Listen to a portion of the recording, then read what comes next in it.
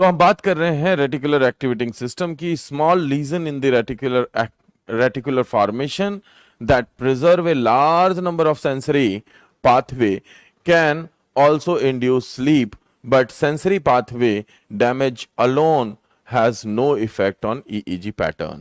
तो ध्यान से समझ लीजिए। पहली बात तो ये समझिए कि जो रेटिकुलर एक्टिवेटिंग सिस्टम होता है वो डेफिनेटली एक ब्रेन स्टेम में से होकर के एक बैकबोन तक का एक पाथवे है, और ये पाथवे जो है ये आपकी पूरे बॉडी के रिदम को बनाए रखने का एक महत्वपूर्ण हिस्सा है। अब मान लीजिए वहां पे एक लीजन हो जाता है। जब रेटिकुलर एक्टिवेटिंग फॉर्मेशन हो रहा था, सिस्टम का फॉर्मेशन हो रहा था, उस वक्त में वहां पे एक लीजन बन जाता है। तो ये जो लीजन है, ये लीजन आपके सर्कैडियन रिदम, आपकी स्लीप वेक साइकिल को तो प्रभावित कर रहा है, लेकिन इसका आपके सेंसरी पाथवे में किसी प्रकार का कोई बहुत बड़ा रुकावट या कोई व्यवधान नहीं है।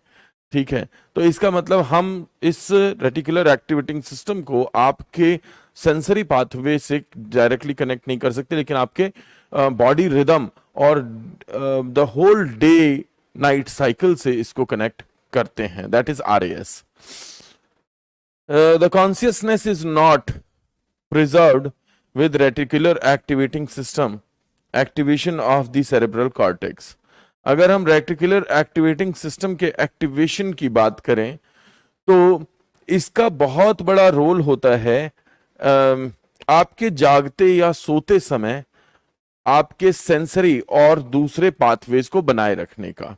बट अगर आप कॉन्शियसली कह रहे हैं कि कॉन्शियसनेस इज नॉट प्रिजर्व्ड, अगर रेटिकुलर एक्टिवेटिंग सिस्टम का एक्टिवेशन हो गया है, तो जो सेरिब्रल कॉर्टेक्स में जो कॉन्शियसनेस बनाई रखी जाती है, किसी चीज को चेतनावत रूप से आप करते हैं, वो बना हुआ नहीं रहता है। तो ये इसका एक प्रभाव पड़ता है।